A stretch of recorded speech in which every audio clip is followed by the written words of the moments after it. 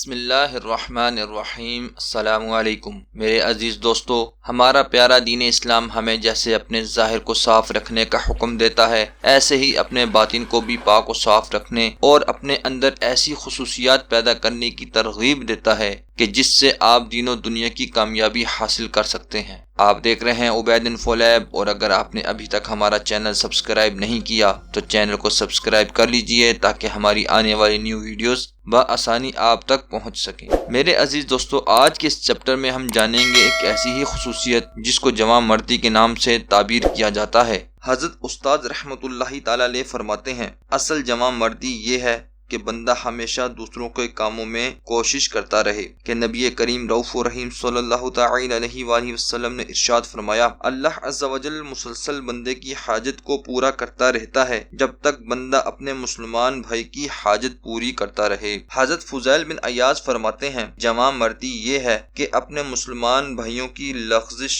سے درگزر کرے، اور یہ بھی کہا گیا ہے کہ جوان مردی یہ ہے کہ تم اپنے آپ کو دوسروں سے افضل نہ سمجھو۔ حضرت ابو بکر وراق رحمت اللہ تعالی علیہ فرماتے ہیں، جوان مرد وہ ہے جس کا کسی سے جھگڑا نہ ہو۔ حضرت محمد بن علی ترمذی فرماتے ہیں، جوان مردی یہ ہے کہ تم اپنے رب عز و جل کی طرف سے اپنے نفس کے ساتھ جھگڑا کرو، اور یہ بھی کہا گیا ہے کہ جوان مرد وہ ہے جو کسی سے جھگڑا نہ کرے۔ ہر شخص کا بت اس کا اپنا نفس ہے، بس جو شخص اپنی خواہش کی مخالفت کرے حقیقت میں وہی جوان مرد ہے۔ حضرت عمر بن عثمان مکی رحمت اللہ تعالی علیہ فرماتے ہیں، جوان مردی اچھے اخلاق کو کہتے ہیں۔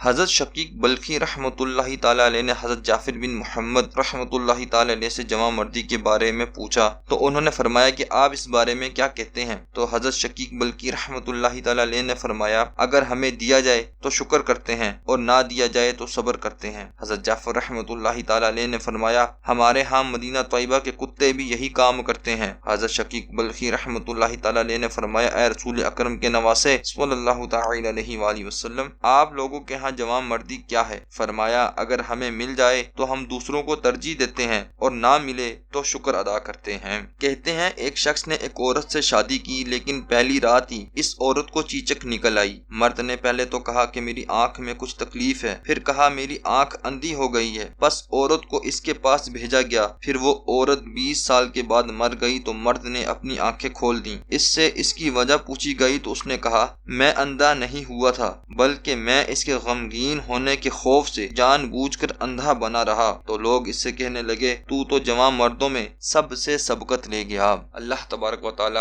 عز و جل سے دعا ہے کہ ہمیں بھی اپنے باطن کو ایسی ہی صفات سے متصف کرنے کی توفیق عطا فرمائے، آمین بجاہ النبی الامین۔